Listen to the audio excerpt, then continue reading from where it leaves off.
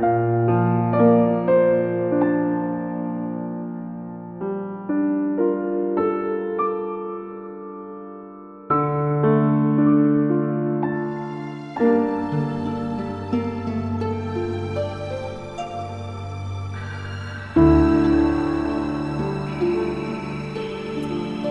querido.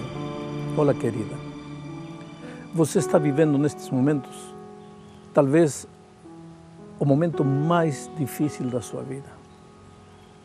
E olha, se as palavras ajudassem, você já estaria se sentindo melhor, porque você já recebeu tantas palavras de amigos, queridos, e até de pessoas que você nunca imaginou. Mas nada parece diminuir a dor que você está sentindo. Sabe por quê? Porque o ser humano não foi criado para morrer. A morte é um elemento intruso na experiência humana. A vida pode ser a pior das vidas, a mais triste das vidas, mas quando chega o momento da morte, o ser humano não consegue lidar com ela. Mas quero que saiba uma coisa. Pessoas que, como você, já passaram por esta triste experiência, são unânimes em concordar que os 12 primeiros meses depois da morte de um ser querido são os momentos mais difíceis. Depois, tudo, aos poucos, vai se encaixando. Eu sei que, às vezes, você acha que esta dor não vai acabar nunca. Às vezes, você desperta com a sensação de que teve um horrível pesadelo e, em poucos segundos, você percebe sua realidade. Não está sonhando, não está tendo pesadelo. É a sua cruel realidade. É como se tivesse arrancado alguma coisa de você, como se tivessem cortado um braço, uma perna, como se tivesse faltando ar para conseguir viver. A morte é injusta e cruel. Que sentido tem a morte de um filho querido, de uma criança? Essa criança não teve sequer direito de desabrochar. Que sentido tem a morte de um jovem na plenitude da vida? Tantos sonhos, tantos planos, para quê? Acabou tudo. Que sentido tem a morte de um pai, de uma mãe que deixa crianças pequenas, um cônjuge que fica desesperado sem saber o que fazer? Ah, querido, não. A morte não tem sentido. Mas você precisa, nestes momentos, confiar em Deus. Mesmo que você se pergunte, por que a mim? Por que comigo? Por que Deus não protegeu, não curou a pessoa amada que eu perdi? Onde estava Deus quando tudo isso aconteceu? Mas Deus está perto de você, pronto a consolá-lo. E estas palavras que vou falar para você não tem como propósito diminuir ou acabar com sua dor. Tem como propósito ajudá-lo a sobreviver, a continuar caminhando, a chegar no outro lado da montanha, vitorioso ou vitoriosa. Portanto, querido, preste atenção a estes conselhos que eu vou lhe dar.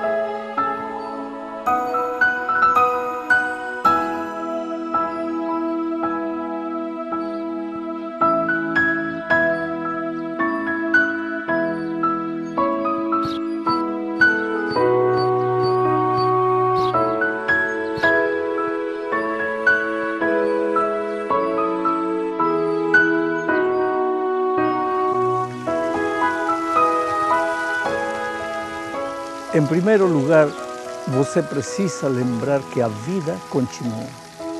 Eu sei que você está machucado, você está ferido. Você está se perguntando como vai recomeçar a vida agora.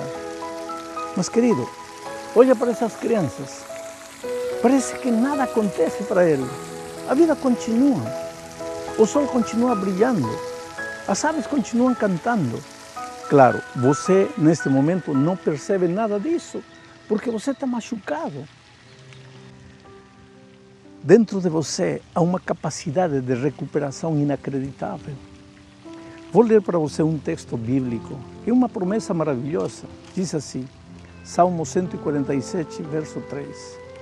Ele sara aos quebrantados de coração. Ele venda as suas feridas. Feridas. Lembra daquela ferida que um dia você se abriu? Como sangrava? Lembra daquela perna que você um dia quebrou?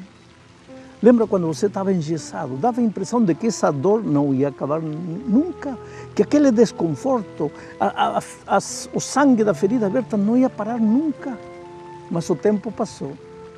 E hoje, olhe para essa ferida, só resta cicatriz.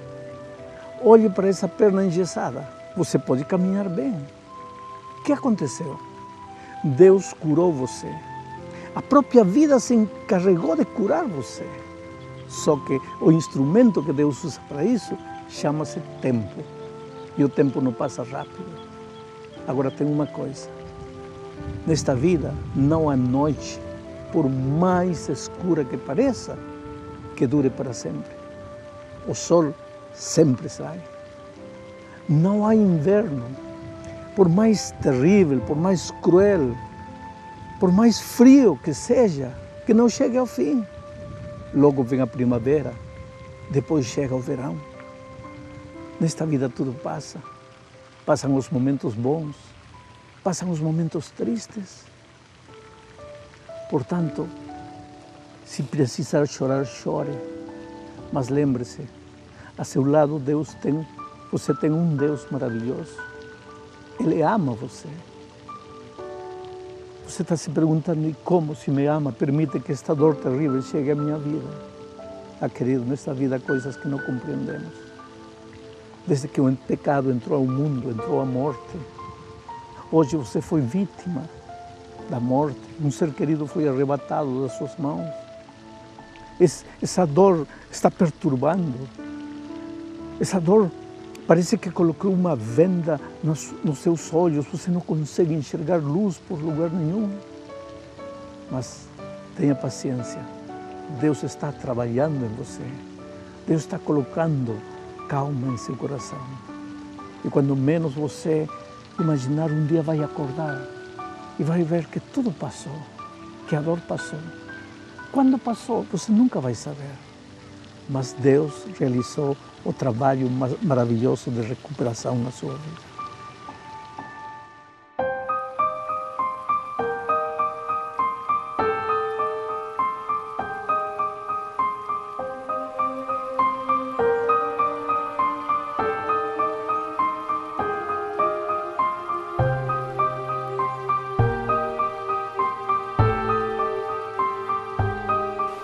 Em segundo lugar, aceite os seus sentimentos. Não os rejeite, não fuja deles, por mais horrorosos que lhe pareçam. Santos homens da Bíblia, na hora da dor, também sentiram que Deus tinha abandonado eles. Mas nem por isso Deus deixou de amar a essas pessoas. Olha, deixe correr os seus pensamentos, seus sentimentos, assim como as águas do riacho correm. Não guarde isso para você, porque isso vai envenenar seu coração. Deus ama muito você.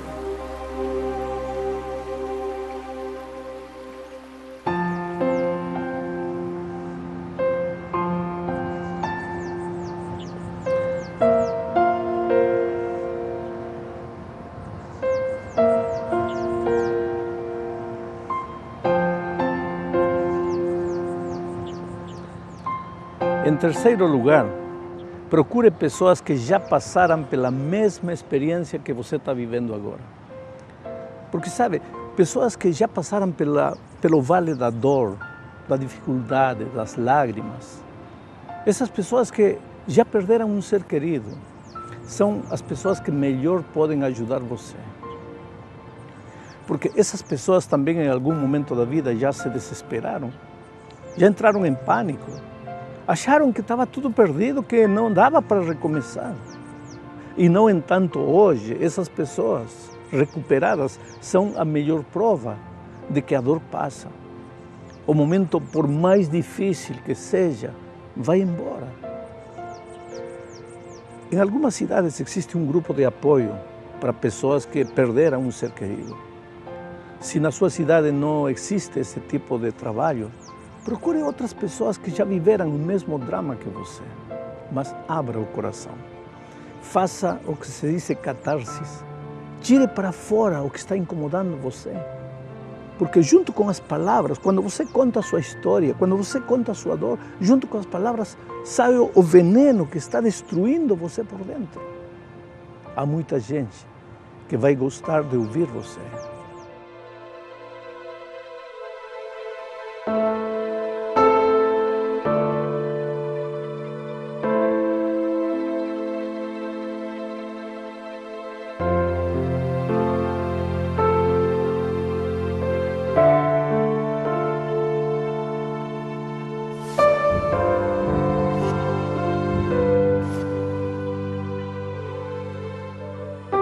Em quarto lugar, evite as drogas, os calmantes e o álcool.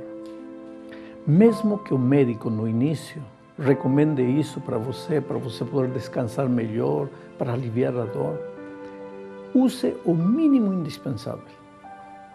Uma médica famosa disse em certa ocasião: jamais use drogas se você puder evitar a dor de outra maneira.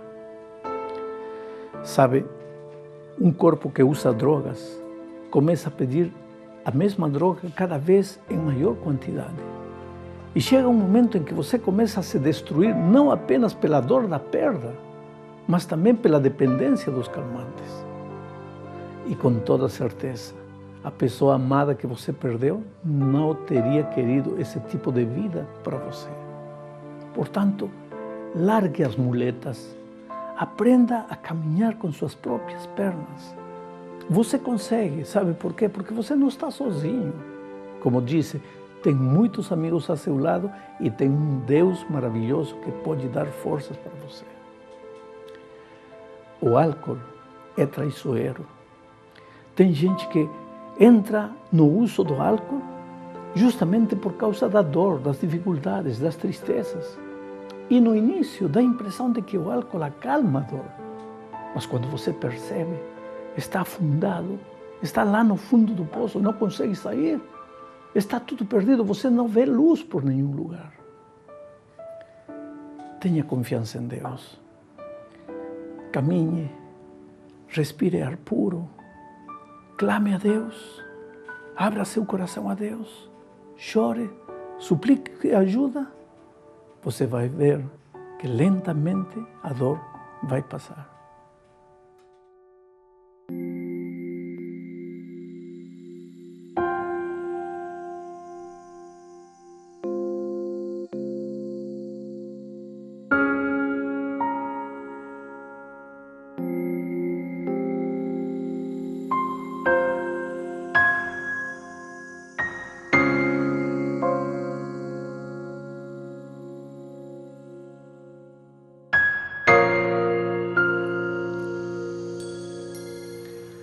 Em quinto lugar, procure amigos e converse com eles.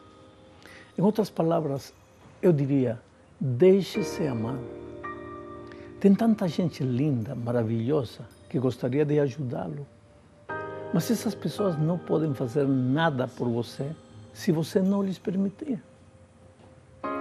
Agora, eu sei que em momentos como este que você está vivendo, não dá vontade de reagir. A tendência natural é ficar sozinho, isolar-se, fechar as portas e chorar. Ou então ficar deitado o dia todo. Não tem mais vontade de trabalhar, parece que a vida acabou. Parece que a vida se deteve num ponto e até aí chegamos. Dá a impressão de que arrancaram um pedaço de você. Está faltando algo. E você acha que a vida desse jeito não vale a pena ser vivida. Mas, querido, querida, embora a pessoa que hoje descansa foi muito valiosa para você, muito amada para você, muito importante para você, tem outras pessoas lindas que você ama e que amam você e que ainda estão vivas e pelas quais vale a pena continuar lutando, vale a pena continuar olhando para frente, aceitando os desafios. Por isso, não fique em casa, ou se ficar em casa, abra as portas, receba seus amigos, aceita um convite, vá para jantar, tente sair do marasmo, da depressão. Nada está perdido para aqueles que confiam em Deus. Eu não quero minimizar a sua dor. A sua dor é real. Ninguém pode dizer para você, eu sei como você está se sentindo. Como alguém pode saber como você está se sentindo? A sua dor é particular. Você tem todo o direito de, vamos a dizer, usando o termo familiar, curtir a sua dor. Mas, por favor, não se deixe vencer pela dor. Nada está perdido para aqueles que descansam nas mãos de Deus. E você é um filho amado de Deus. Portanto, levante a cabeça, enfrente os desafios da vida, porque você, com toda certeza, vai vencer esta dor.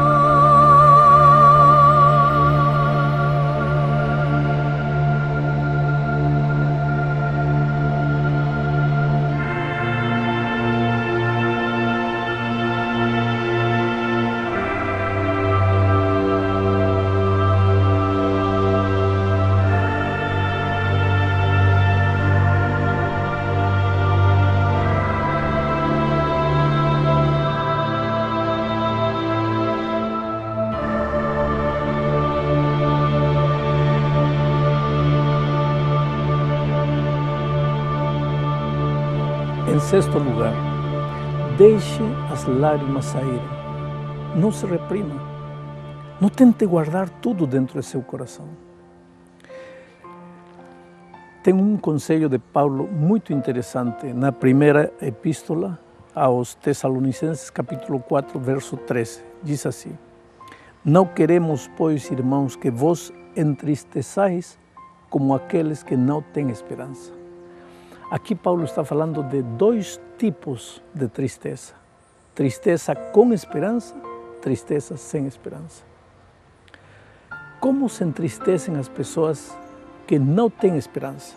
Se desesperam, enlouquecem, choram. Às vezes, na hora do sepultamento, tentam se jogar na terra. Quer dizer, para elas, a morte é o fim de tudo, acabou tudo.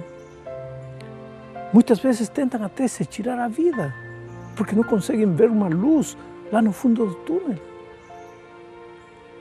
E como se entristecem as pessoas que têm esperança? Paulo disse, devemos nos entristecer, sim, mas com esperança. Como é que você não vai se entristecer se perdeu um ser querido, uma pessoa amada? Lógico que você tem que chorar, porque você tem sentimentos. Você não é um robô, mas Paulo disse, entristeça-se com esperança. Quer dizer, chore, sofra, mas ao longe brilha a esperança. Que esperança? A promessa da ressurreição. Esse filho, essa filha, esse pai, essa mãe, esse esposo, essa esposa, quando Cristo voltar, vão ressuscitar. Você vai poder abraçar a pessoa amada que a morte tirou de você. Eu sei que nós vivemos numa sociedade que ensina que o homem não chora. Mas como não chora? O homem não tem sentimentos. Sabe, às vezes eu acho que Deus nos deu lágrimas para tirar o veneno que nos está matando por dentro. Portanto, chore, não tenha vergonha de chorar. Aceite seus sentimentos. Se tiver que ficar sozinho, se tiver vergonha de chorar em público, feche as portas de seu quarto e chore, chore. Tire para fora tudo que está machucando você por dentro. Mas deixe a esperança brilhar em seu coração. Porque a morte, para aqueles que acreditam em Jesus, não é o fim de tudo. A esperança brilha, a esperança maravilhosa da ressurreição.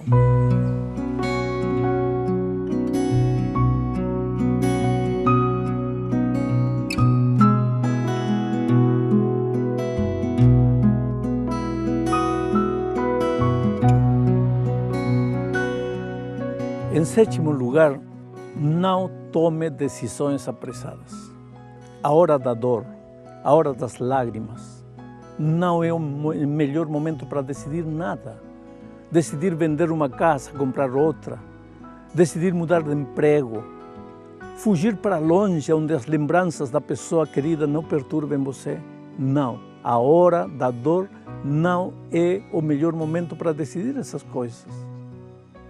Eu encontro pessoas que querem esquecer a pessoa amada que a morte arrancou. Olha, querido, essa pessoa amada sempre vai estar na sua lembrança. Ela forma parte da sua vida para sempre. É da lembrança dessa pessoa, desse filho, dessa esposa, do esposo, do amigo, do pai. É da lembrança dessa pessoa querida que você tem que tirar forças para enfrentar o futuro. Calma, deixe que Jesus cure as suas feridas. Deixe que Jesus coloque paz no seu coração. Às vezes você acha que nunca vai conseguir esquecer. Dê tempo ao tempo. O melhor instrumento que Deus usa para curar você chama-se tempo. Mas não se apresse a tomar decisões.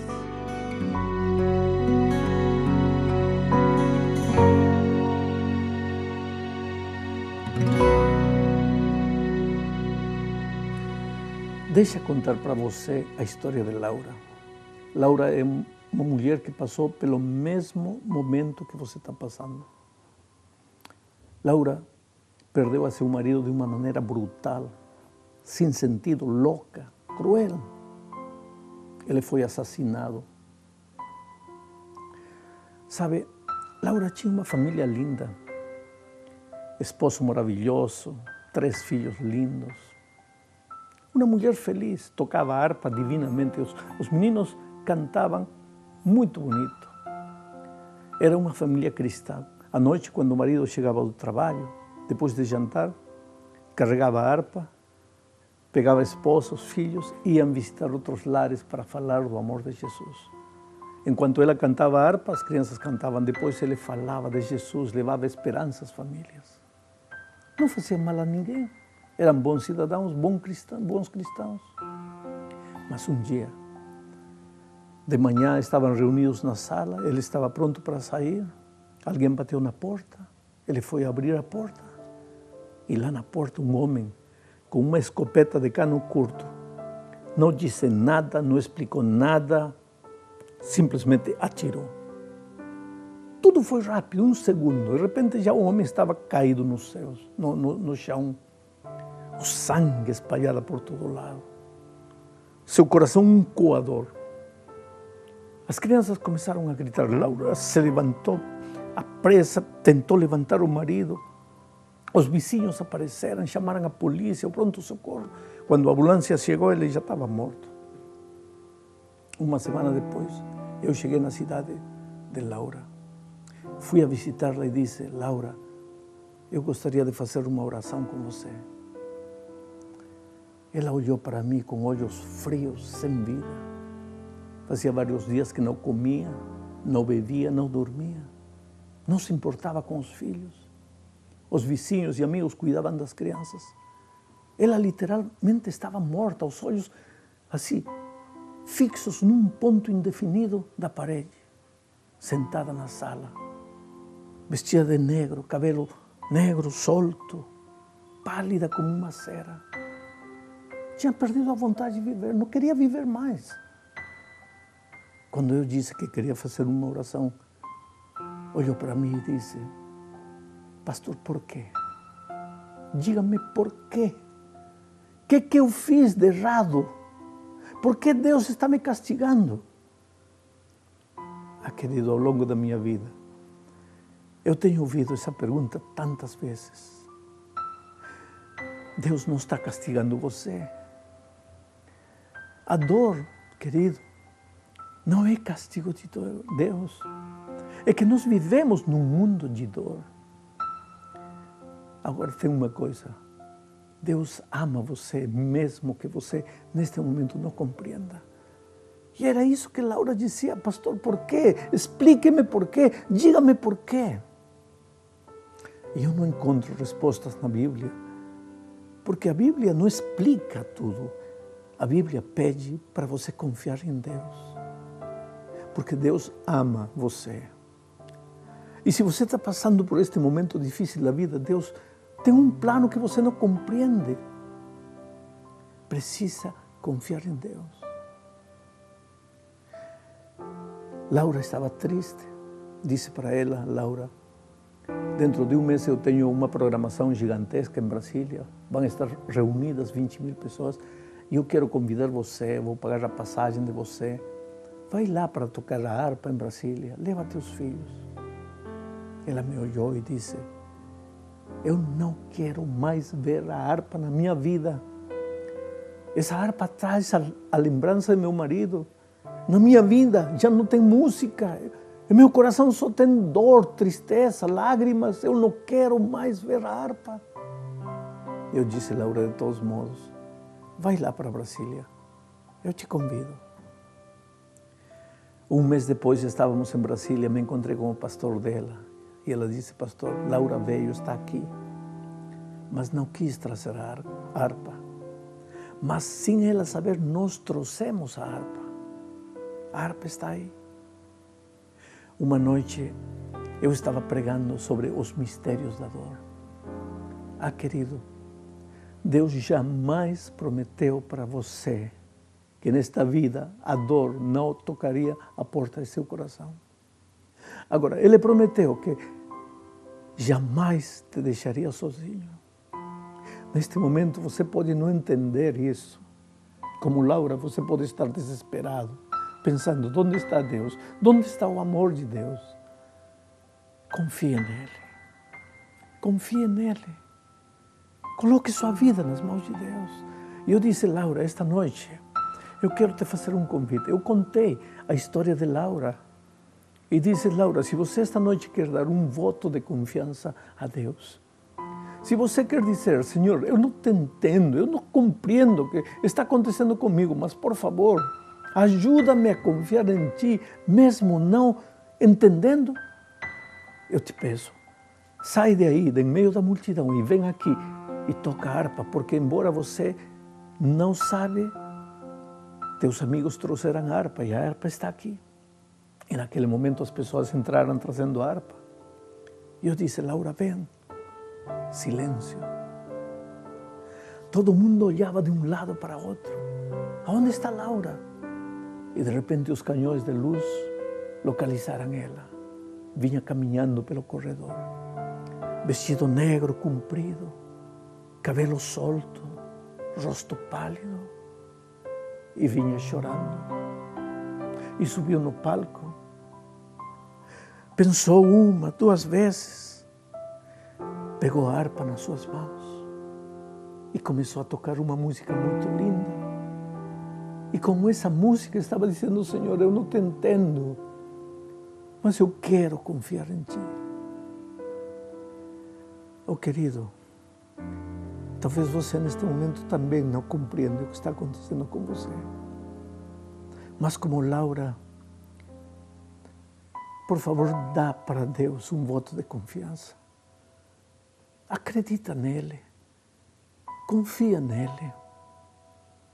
Esta dor vai passar. Amanhã vai doer menos. O próximo mês vai doer menos. Dentro de um ano vai doer menos. A lembrança dessa pessoa querida sempre, sempre vai estar com você. Mas a ferida não vai mais sangrar. E um dia, querido, quando o arcanjo faça soar a trombeta e Cristo aparecer nas nuvens dos céus, essa pessoa querida que a morte arrancou das tuas mãos vai ressuscitar. E você vai poder abraçá-lo e viver eternamente com ele. E naquele dia, não mais dor, não mais lágrimas, não mais tristeza.